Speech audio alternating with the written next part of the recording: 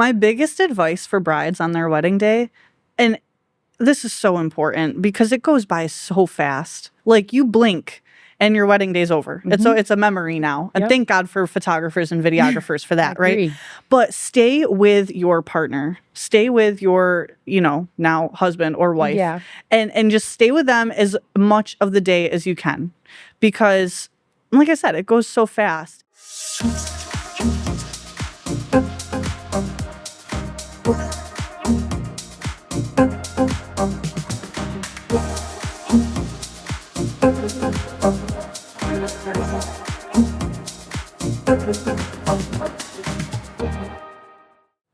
Hey, I'm Caitlin. And I'm Kaylee. And this is Shoot the Vows.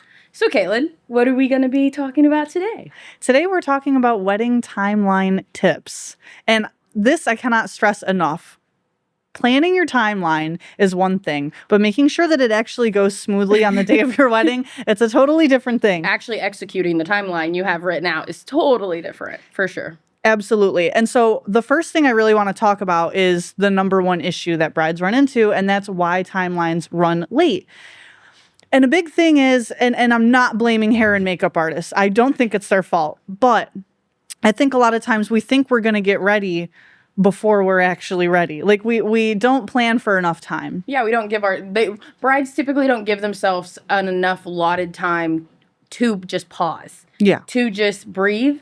So I feel like if they add in that extra time during hair and makeup and during, I feel like it just helps everything go smoother, because if your makeup artist is like, hey girl, you got 20 minutes, go have fun. Like, that just gives more space if you allotted for 45 minutes and only use 20 minutes of your time. Yeah, and if I could give a singular piece of wedding advice for the wedding day, it's just give yourself time buffers in between everything. And maybe just 5-10 minutes. I give a little bit more time for like hair and makeup or things like that. If you're going to bustle your dress and you have like a 6-layer ball gown. Definitely like I take did. more time for that bustle time, because even the one wedding we did where she thought she could just get bustled up in 10 minutes and that turned into a 30-minute, where is the bride, So I definitely feel like adding more time than what you think is going to be good, because then, if it goes ahead of time. That's nothing wrong, but it goes behind time, then it kind of pushes everything back. Absolutely. And also make sure whoever is bustling you, they are your assigned bustler for the day, because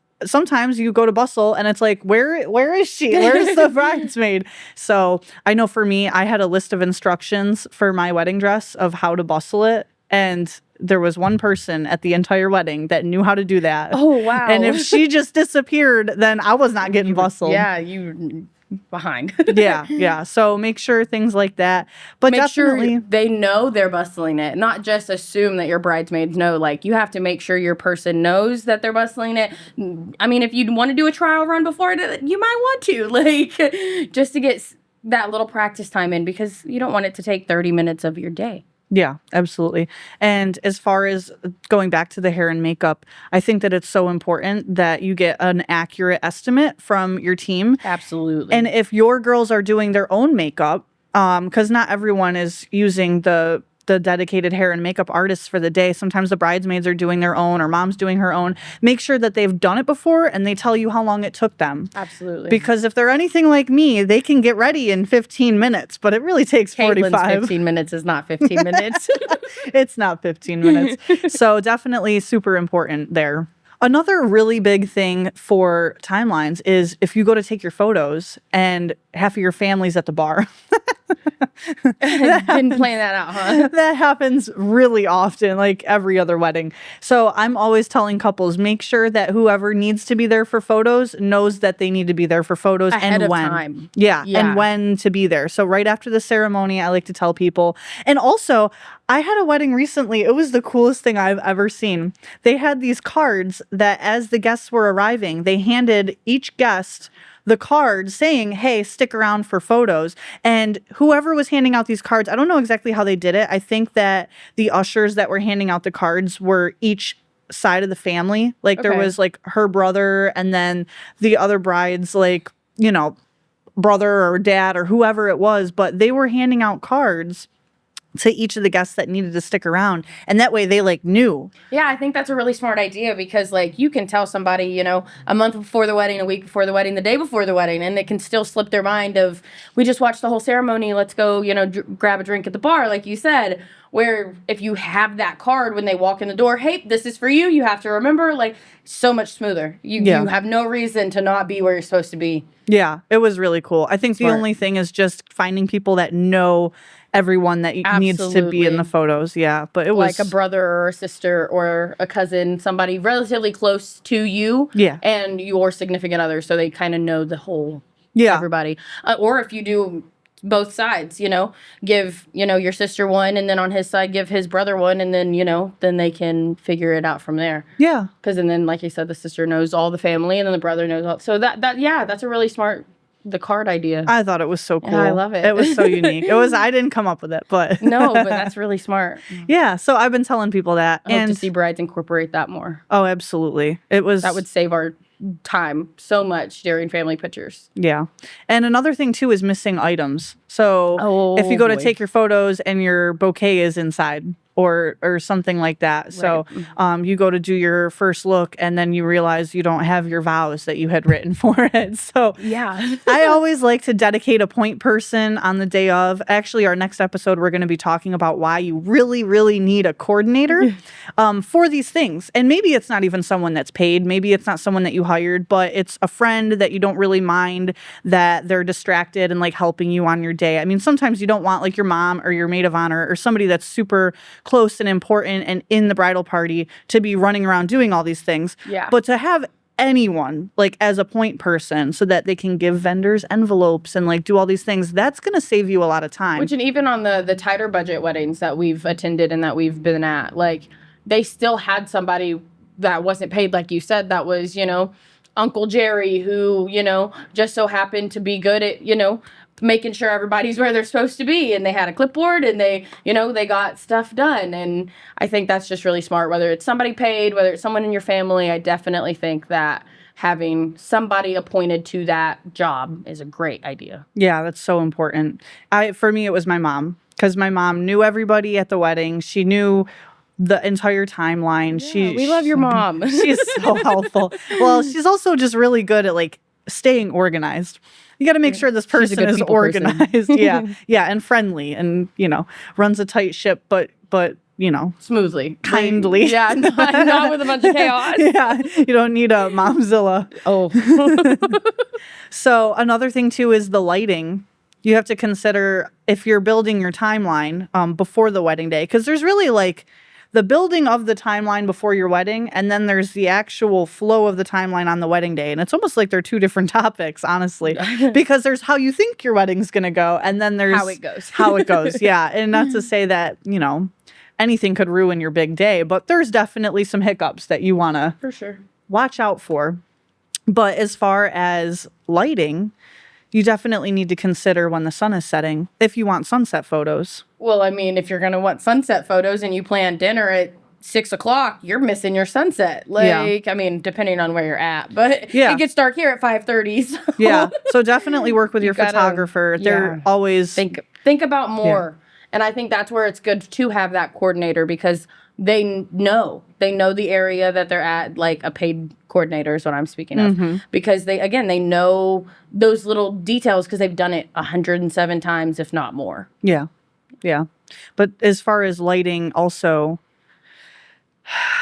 things happen during wedding days, and I hate to say it, I don't want to be negative ever, but sometimes your caterer decides that they're going to serve dinner 45 minutes later than they were supposed to. You know, happened, and it's not that, you know, it's not the end of the world. Yeah, mistakes happen and things happen. We're all human. Yes, but also just being flexible on the day of, so that you can get those photos. There's been times where I had 5 minutes to photograph the bride and groom because that's not enough time. And it wasn't ideal lighting either, but it was because things ran late and the photos of them had been pushed all the way to the end of the evening. And when you only give yourself 15 minutes for photos at the end of the night, if you don't have that time buffer or something happens, now you have 7 minutes, or now you have 5 minutes in my case. So it was stressful, but we made it work.